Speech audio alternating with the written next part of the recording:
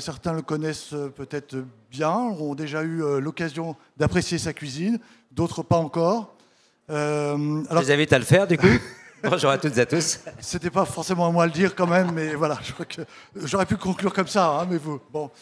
En tout cas, vous êtes devenu au fil des années un chef cuisinier militant, actif, en faveur d'une alimentation responsable. Mais ce qui est remarquable chez vous, c'est que ce combat ne s'arrête pas aux seules cuisines de vos restaurants, mais vous prêchez la bonne parole pour le bien de tous. Comme aujourd'hui, en tant que parrain, voilà, de la journée Good. Et vraiment, nous apprécions justement votre participation très présente. Alors, vous dites, cuisiner, c'est partager. C'est votre credo même. Hein. Vous nous expliquerez pourquoi, justement, dans un instant, même si vous êtes connu, je crois qu'il est quand même important de rappeler quelles ont été les étapes de votre vie professionnelle. Alors, vous êtes issu d'une famille de maraîchers bretons, mais c'est en lisant La cuisine du marché d'un certain Paul Bocuse que votre vocation est apparue et que vous avez décidé de suivre les traces du plus prestigieux des cuisiniers français. Alors à 16 ans, vous obtenez votre CAP et puis tout de suite, on va voir que vous allez vraiment suivre les traces de l'excellence. Vous devenez meilleur apprenti de France à 17 ans. À partir de là, vous allez travailler dans les plus grands restaurants étoilés, évidemment chez Paul Bocuse, mais également Georges Blanc pour citer les régionaux de l'étape, et également avec un passage dans les cuisines de l'Élysée. Voilà. En 1986, vous lancez dans la création de votre premier restaurant à Lyon. Le succès est quasi immédiat et vous obtenez le Graal des cuisiniers, qui n'est pas forcément justement la première étoile, mais c'est quand même le titre de meilleur ouvrier de France. Je crois que là-dessus, c'est évidemment une récompense très appréciée. En 1996, et puis le premier macaron arrive évidemment par le guide Michelin en 2000. En mars 2010, et après 7 ans sur un projet sur lequel vous avez beaucoup travaillé. C'est une nouvelle aventure qui commence à l'Anticaille, sur le site de la colline de Fourvière. Et là, vous allez ouvrir effectivement un très grand restaurant. Et aussi, vous pourrez peut-être nous en parler tout à l'heure. Et ce qui est également remarquable, c'est que vous obtenez, il y a un an, l'étoile verte qui est accordée par le guide Michelin aux restaurateurs défenseurs d'une cuisine saine et durable. Alors aujourd'hui, je ne vais pas vous interroger sur vos menus, sur vos sources d'inspiration, etc., mais bien pourquoi, justement, vous menez cette campagne en faveur d'une alimentation durable. Alors, voilà, pourquoi aujourd'hui, voilà, vous pourriez faire votre job tranquillement dans votre restaurant. Eh bien non, vous ne vous contentez pas de ça, vous voulez justement prêcher par rapport à une problématique qui nous touche tous. Alors pourquoi vous militez ?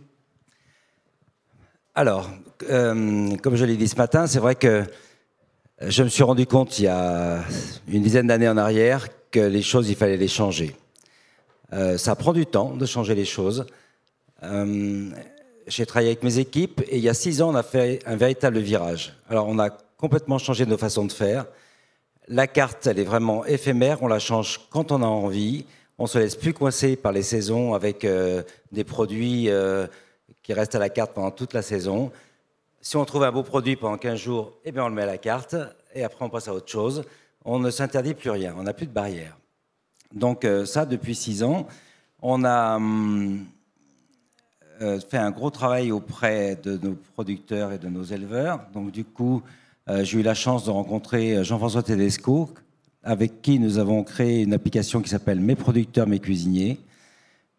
Il nous a énormément aidés parce qu'il a fait un travail de fourmi. Il est allé à la rencontre des producteurs. Il les a persuadés de travailler en direct avec les restaurateurs, ce qui n'était pas évident parce que les restaurateurs, il faut bien l'avouer, ont plutôt une mauvaise réputation d'être pas très bons payeurs. En tout cas, ils sont souvent en retard. Donc, du coup, on a imposé. Voilà, je me fais disputer parce que je ne suis pas en face pour la caméra. Donc, du coup, on a imposer aux restaurateurs que la commande soit réglée à la commande. Voilà, à la prise de commande. Donc du coup, ça fonctionne bien. On a maintenant une vingtaine de producteurs qui ont rejoint cette plateforme, on va dire, Mes producteurs, mes cuisiniers.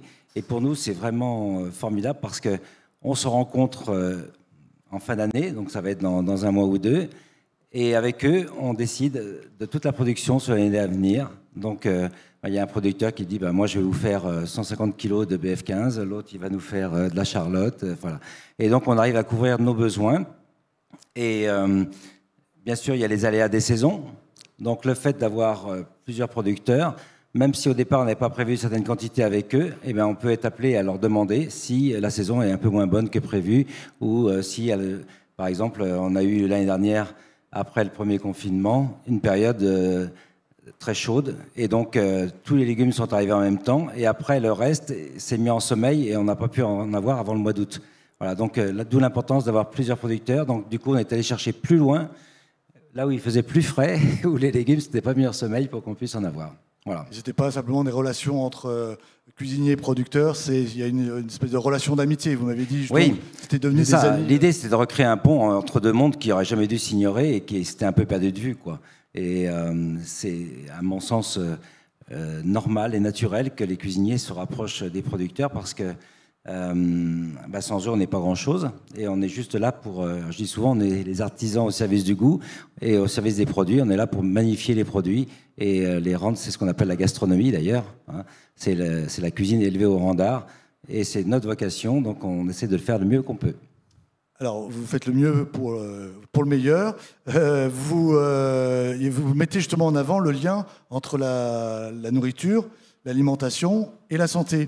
Oui. Ce qui n'est pas forcément le cas quand même dans les grands cuisiniers d'une génération précédente. C'était quand même pas la préoccupation première quand même. Oui, c'est vrai que M. Paul avait l'habitude de dire, moi je suis cuisinier, je ne suis pas médecin. Donc je ne me prends pas pour un médecin non plus pour autant. Mais les choses ont un petit peu changé. On a davantage de connaissances sur justement la qualité des produits. Vous venez d'entendre parler dans la dernière conférence qui a été donnée tout à l'heure. Et c'est très important. On ne mange pas assez varié. Et on voit bien, au quotidien, les gens mangent toujours la même chose. Et c'est vrai ici, chez nous, mais dans d'autres pays, c'est pareil. Et donc, forcément, au bout d'un moment, le corps se lasse et il manque un petit peu de tout. Voilà. Donc, vous savez, je travaille aussi à l'hôpital Léon Bérard, où on a revu la grille des menus. Moi, je le sais, mais peut-être que l'assistance ne sait pas quel travail vous réalisez effectivement. Et ça, c'est très important parce que du coup, ça me permet de me rendre compte vraiment que les patients se posent énormément de questions parce que souvent, ils ont vécu un peu comme nous tous, à 100 à l'heure. Ils n'ont pas pris le temps de la réflexion sur leur façon de consommer. Et bien sûr, quand la maladie arrive, et bien là, on se pose les bonnes questions. Et donc, on leur donne des cours de cuisine pour qu'ils apprennent à cuisiner. On a créé un blog. À des patients. Oui. Et on a créé un blog pour qu'ils puissent échanger des recettes. Et au quotidien, dans les cuisines de Léon Bérard, on essaye de faire du mieux qu'on peut pour améliorer la qualité. C'est pas simple parce que vous savez que nous avons des budgets extrêmement courts, puisque nous avons 6 € par jour et par personne pour faire le petit déjeuner, la pause de 10 heures, le déjeuner, la pause de 16 heures et le dîner. Donc, inutile de vous dire que l'exercice est quand même pas aisé. Voilà. Mais on a pu améliorer pas mal de choses, notamment sur des cuissons plus précises, sur des sauces qui ont du goût, et puis sur des garnitures, on va dire, d'une qualité nutritive. On a de plus en plus de légumes frais, on a réussi ça. Je me suis un peu battu contre les diététiciennes, je ne sais pas s'il y en a dans l'assemblée, parce qu'on avait des quantités imposées sur assiette qui étaient absolument énormes, que les gens ne mangeaient pas, donc ça partait à la poubelle. Donc j'ai dit, écoutez, on va faire des économies là-dessus, mais on va acheter des bons produits à la place. Voilà la démarche que nous avons fait là-bas à Léon Bérard. Après, au restaurant, on ne fait pas des choses compliquées, en fait. On travaille le produit le plus simplement possible du monde. On achète ce qu'on a besoin tous les jours. Ça, c'est vraiment un message que je voudrais faire passer à tous. C'est que ne remplissez plus vos frigos pour la semaine. C'est pas bien. Les légumes perdent de leur propriété. Il faut acheter tous les 2 jours au maximum. Parce que justement, mal manger entraîne quand même des complications. Oui, effectivement. D'abord, un produit qui a peu de nutriments, si en plus, après, derrière, il est détruit par des cuissons pas assez précises, c'est vrai que vous n'êtes pas tous cuisiniers ou cuisinières, donc on a des fois tendance, par goût aussi, à pousser les cuissons un petit peu plus parce qu'on aime bien que ce soit bien cuit. Eh bien oui, mais ça ne fonctionne pas toujours comme ça parce qu'un légume trop cuit, il n'a plus grand-chose. Tout ce qui est bon est parti dans la flotte. Alors c'est un peu bête, quoi. Donc, essayez de faire des cuissons courtes, des petites poêlées de légumes comme ça, légèrement craquants. Vous allez voir, c'est délicieux, on s'y habitue très bien. Il faut changer nos façons de faire pour pouvoir se porter encore mieux. Alors justement, tout à l'heure, un intervenant disait que tout le monde n'a pas eu la chance d'avoir une grand-mère qui savait bien cuisiner, ou même des parents qui prenaient le temps de bien cuisiner. Aujourd'hui, sans rentrer dans les grandes recettes, justement, comment faut-il faire finalement pour trouver une alimentation saine et équilibrée? Alors, je pense que nos grand-mères ne savaient pas forcément bien cuisiner. Elles avaient l'avantage de cuisiner des produits frais. Mais elles avaient quand même ce défaut de cuire trop. Donc, il faut en prendre et en laisser. Donc, travailler des produits frais, mais essayer de bien les cuire. Parce que, encore une fois, les valeurs nutritives, elles disparaissent dans des surcuissons. Mais alors, on pourrait aussi rêver un moment en se disant, mais pourquoi finalement ne pas apprendre la cuisine à l'école? On en avait parlé ensemble, effectivement, en disant, mais pourquoi finalement ne pas sensibiliser au moins les enfants en primaire ou au collège? Ce serait formidable. Ce serait formidable. Parce que c'est vrai que les enfants sont souvent très attentifs. J'ai fait pendant des années, quand mes enfants étaient plus jeunes, des démonstrations dans les écoles au moment de la semaine du goût. Et je peux vous dire que... Alors, je commençais toujours l'exercice par leur demander ce qu'ils avaient mangé la veille. C'était d'une tristesse absolue. Et donc, c'est vrai qu'ils étaient vraiment très intéressés par tout ce que je leur racontais, tout ce que je leur faisais goûter. Et je pense qu'effectivement, si on peut aller vers les enfants pour faire changer les choses, c'est encore eux qui seront les plus réactifs. Parce qu'on sent bien qu'à travers justement votre implication dans des différents mouvements, avec d'autres chefs cuisiniers, que vous avez envie quand même que les chefs cuisiniers fassent entendre leur voix sur cette thématique de l'alimentation durable. C'est pas uniquement un enjeu de cuisine ou d'alimentation, mais ça va même au-delà. Enfin, c'est un enjeu sociétal. Ah, complètement. Alors là, il a tout dit, c'est formidable. Donc, peut-être certains d'entre vous le savent. Donc, nous avons créé une nouvelle école qui s'appelle le CFA de gastronomie, qui va être au château de la Croix-Laval. Alors, cette année, nous avons démarré ici, dans ces murs, avec Corentin Raymond, qui, je ne sais pas s'il est dans l'Assemblée, non, il n'est pas là, il est en train de travailler encore. Donc, les élèves ont été reçus ici. On va être délocalisé pour une année à Saint-Chamond. On a trouvé un local formidable où il y a des équipements tout neufs, top niveau, et où on va justement inclure dans les cours pour les jeunes cette notion de restauration durable et de ces circuits courts. Alors, quand on sera au château, ce sera encore plus pratique parce qu'il y a donc le conservatoire régional de Vallée-Ancienne dans le parc du château. Et en plus, moi, j'ai des liens assez étroits avec le CRBA. Je ne sais pas si certains d'entre vous connaissent. Donc, avec Stéphane Crozat. Donc, c'est le Centre régional de botanique appliquée. Donc, leur mission à eux, c'est de récupérer des anciennes variétés issues de la région de Lyon, puisque Lyon a été une terre de création importante en botanique. Et donc, ils vont récupérer les graines à travers le monde dans les grandes banques de semences, comme par exemple l'Institut Vavilov à Saint-Pétersbourg. Et on les réimplante ici, on les multiplie, et quand il y en a suffisamment, on les met en production. Et on est très surpris de voir que ces graines se réadaptent très facilement à ce terroir qui est leur terroir d'origine. Et en plus, elles sont issues d'une période où, bien sûr, on n'arrosait pratiquement pas et où on ne traitait pas. Donc, elles ont un génome très puissant, elles savent se défendre et elles se réadaptent très, très vite. Ah, il y a votre application au sein du CFA Gastronomie et puis également au sein de cette grande maison qui est donc la Cité de la Gastronomie, où là aussi, vous avez quand même des ambitions assez fortes.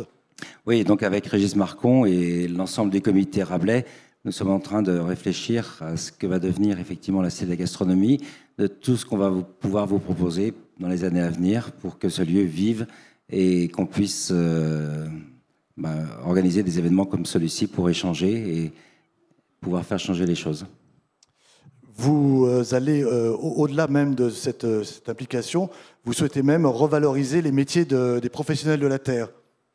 Oui, alors ça c'est un grand combat. Alors, si vous pouvez m'aider, vous êtes les bienvenus. Il y a beaucoup de jeunes qui veulent revenir à la terre. Malheureusement, on ne fait pas grand-chose pour les aider. Donc il y a beaucoup de barrières. Barrières pour avoir des terres, barrières pour avoir des équipements, des logements. Donc je connais des jeunes producteurs qui vivent dans des caravanes. Est-ce que c'est tolérable? À mon sens, non. Tout ça parce qu'ils ont une idée de ce qu'ils veulent faire. Ils veulent faire du bio, ils travaillent beaucoup, mais ils ont des revenus insuffisants pour pouvoir prétendre à un logement. C'est absolument scandaleux. Donc on est en train justement avec la métropole de Lyon et d'autres, j'en ai parlé ce matin avec la Chambre d'agriculture, donc j'espère que tous ensemble on va pouvoir faire bouger les choses là encore. Très bien. Il y a également une démarche dans laquelle vous êtes impliqué, c'est le traitement des déchets. Comment ça se passe dans votre cuisine, justement? Eh bien, alors ça fait longtemps qu'on a démarré. Hein. Donc, on travaille avec les alchimistes qui viennent récupérer nos déchets organiques. Donc, on a une chambre froide spéciale où on entrepose donc, tous les déchets, mais on récupère tout. Hein. Si des fois les gens ne mangent pas tout, on récupère. Les déchets, quand on fait des taillages, des parures, on récupère tout. Et donc, ça s'est transformé en compost ou en biogaz. On récupère tous les autres déchets, donc les cagettes, tous les plastiques, on sépare tout, les polyesters. Voilà, on essaye d'être exemplaire. On a changé tout l'éclairage du restaurant pour passer en LED. Voilà. Donc tout ça nous a amené à avoir, donc, il y a 3 ans maintenant, le label Green Food. Et puis depuis 2 ans, le Michelin, effectivement, a lancé cette opération Étoile Verte. Et donc, on a été récompensé cette année de l'Étoile Verte. Et on est vraiment content parce que c'est en faisant des mises en lumière comme ça que nos confrères vont suivre aussi et que ça va faire bouger les choses. Alors nous n'avons pas un restaurant, nous sommes dans notre cuisine où on prépare nos plats chaque jour. Quel conseil vous pourriez nous donner justement pour éviter de gaspiller un peu moins? Eh bien, comme je disais tout à l'heure, le premier conseil, c'est d'acheter au fur et à mesure selon ses besoins. Parce que vous savez, c'est très facile.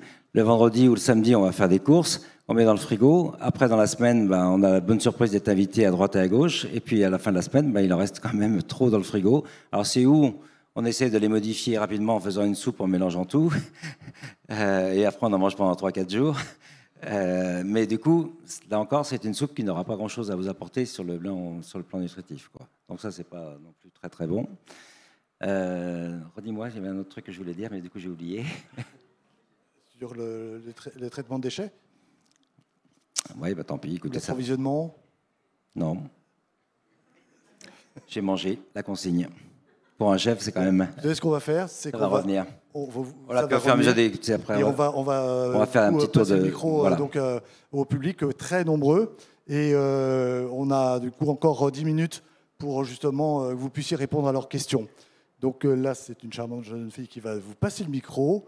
Et donc vous n'avez qu'à lever la main si vous avez effectivement envie de poser des questions.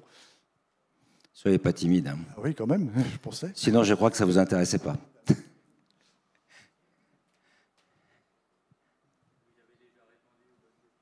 C'est vrai? Bonjour, moi je voudrais vous poser une question par rapport aux alchimistes. Oui. Je connais deux noms.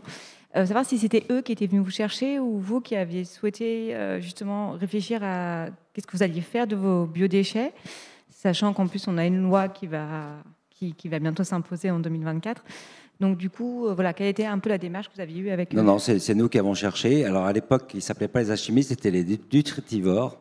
Donc nous avons commencé à travailler avec les nutritivores et après, quand ils ont été rachetés ou ils ont fusionné, je ne sais pas comment c'est passé.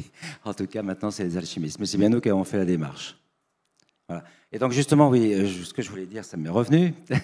Ce matin, en faisant le tour donc, de tous les exposants qui sont venus, il y a un monsieur donc, qui récupère les déchets organiques à vélo. Et je trouve que c'est absolument génial. Ça faisait longtemps que je réfléchissais à comment on pouvait collecter les déchets organiques de tout un chacun. Et alors, je ne sais pas comment sa tournée fonctionne, mais je trouve ça vraiment super parce que si on peut modestement rapporter un petit peu à la Terre ce qu'elle nous a donné, ce serait vraiment une très bonne chose. Je crois que c'est un bel objectif, effectivement. D'autres questions? Madame? Oui? J'ai travaillé aux Hospices civils de Lyon. J'ai commencé ma carrière aux cuisines pendant 7 ans.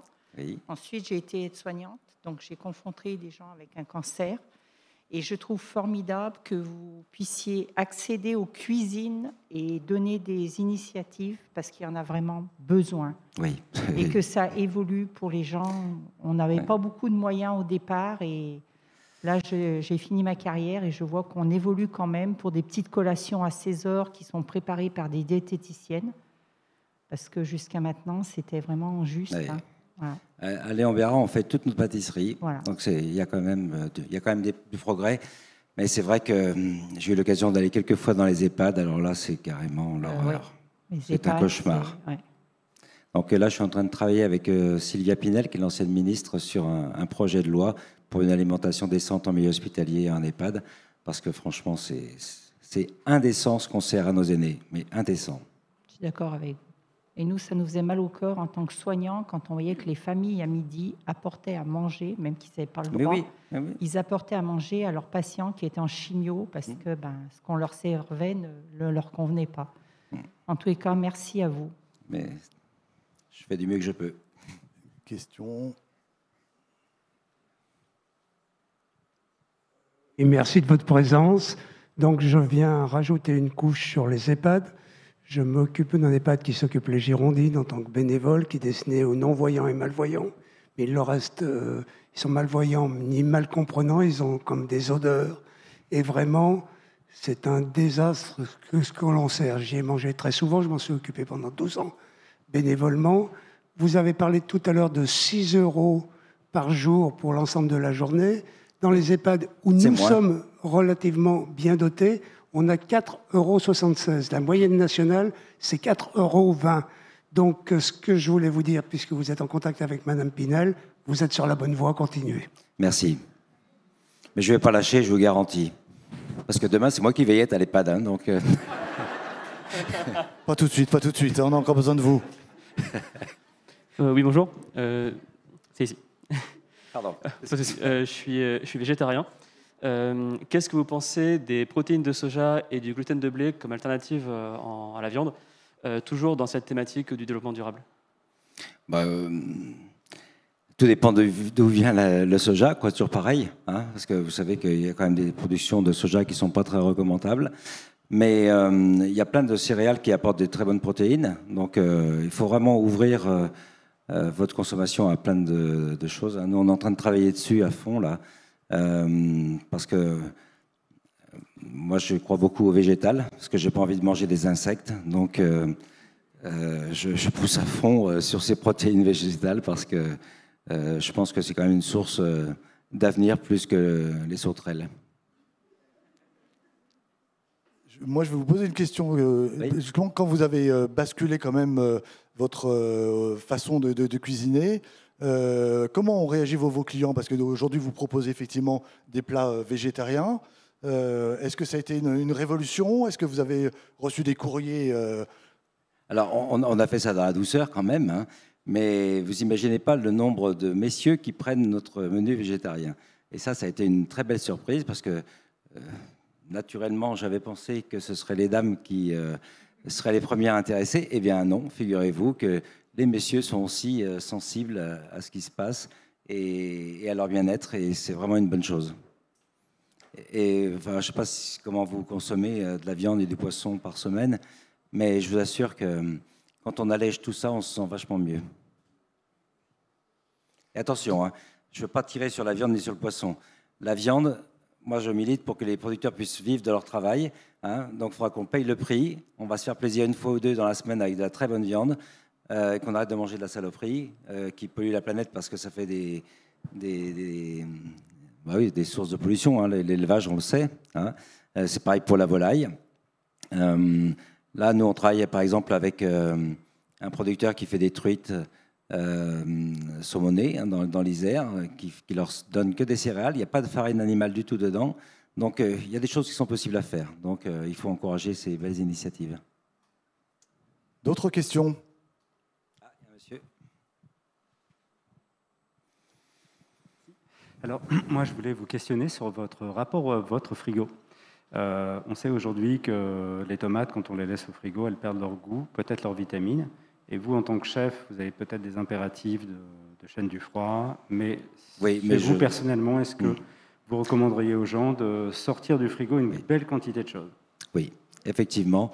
Donc, moi, je fais de la résistance. Donc, j'espère qu'il n'y a pas d'inspecteur dans la salle. Donc, j'ai créé une pièce que j'appelle du de mûrissement, c'est pas forcément très joli, mais justement où on met certains produits qui ne doivent pas aller au frigo parce que ça les détériore trop, quoi, tout simplement. Et comme, bon, je vais le redire encore une fois, mais si on achète juste ce qu'il faut, c'est pour ça que, je ne sais pas si vous avez lu un peu la presse, mais il y a le Progrès qui a fait un bel article l'autre jour. Je fais un peu de pub, t'as vu, hein. Il faut, n'hésitez pas. Et c'est vrai que j'aimerais bien qu'on mette en place des marchés en fin d'après-midi. Comme ça, les dames pourraient y aller en récupérant leurs enfants à l'école. Les dames ou les messieurs, hein. Les dames ou les messieurs, bien Oui, sûr. oui, oui. Mais c'est quand même souvent elles qui s'y collent, faut pas rêver. Même si ça bouge un peu. Et donc, il y aura une vertu éducative pour les enfants. Et au moins, elles pourraient y aller tous les jours. Ça ferait une petite balade sympa. Avant de faire les devoirs à la maison, ça peut être bien d'oxygéner un petit peu les enfants à faire les marchés. Parce que c'est vrai qu'il y a deux choses. On n'a pas toujours le temps de courir le matin à 7 h à l'ouverture des marchés. D'ailleurs, ils ne sont pas toujours tous en place. Après, il faut courir pour poser les enfants à l'école, courir pour aller au boulot. Tout ça, ça fait beaucoup de courses, hein. Et puis, moi, je considère aussi que les maraîchers, les producteurs, ils sont mieux dans leur terre à cette heure-là, alors qu'en fin de journée, ils ont peut-être un peu plus de temps. Donc, là encore, ça favorise les échanges. Et voilà, j'espère qu'on sera écouté et que ça pourra se changer. On commence à en voir déjà sur Il y en a Lyon, quelques-uns, mais bien c'est vrai sûr. que Oui. c'est pas encore une majorité. Une Pendant dernière question. Pendant le premier confinement, avec mes producteurs, mes cuisiniers, on a fait des POPS, donc les points paysans solidaires. Et donc les gens commandaient en ligne et venaient récupérer en click and collect, parce qu'à l'époque, on n'avait pas le droit de se voir trop. Et ça a bien marché. Une toute dernière question, monsieur. On a déjà fini, non, Sandy? Monsieur, pardon, il n'a pas son micro. Moi, je voulais savoir si vous aviez des difficultés à vous fournir en fruits bio, Oui. et surtout avec de la variété. Oui, c'est compliqué, je ne vais pas vous le cacher. Là, on est en pleine réflexion sur les figues. C'est très compliqué de trouver la bonne figue. Donc, comme on a pris le pari aujourd'hui de rien s'interdire, eh bien, malheureusement, on va être obligé de faire quelques kilomètres pour aller les chercher à Graveson, je ne sais pas si vous voyez, à côté de Saint-Rémy-de-Provence, parce que là, il y a un producteur qui fait des figues formidables, qui sont mûries sur l'arbre, et donc on va se payer ce luxe-là. Alors moi, j'ai un petit peu d'avantage, c'est que avec l'application Mes producteurs, mes cuisiniers, on a été suivi par la région Auvergne-Rhône-Alpes, qui nous a financé un kangou à l'hydrogène, donc on va pouvoir avoir une empreinte carbone neutre sur ces voyages qu'on va faire pour aller chercher nos figues. Mais c'est vrai que le consommer local a cette limite que on ne peut pas avoir tout forcément de qualité, surtout cette année avec ce gel tardif qui a fait des dégâts incroyables. Donc on a tous mangé des très mauvaises pêches qui viennent d'Espagne et c'est un vrai drame. Bon, ça nous a évité de voir des camions de pêche jetés devant les préfectures, mais on aurait bien aimé manger des bons fruits cette année. Je sais pas, mais on ne s'est pas vraiment régalé cette année. On ne sait pas, effectivement. Merci beaucoup, Christian C'est un Tempois. plaisir d'être là avec vous. Merci. Et puis, effectivement, n'hésitez pas à vous rendre dans son établissement. Merci.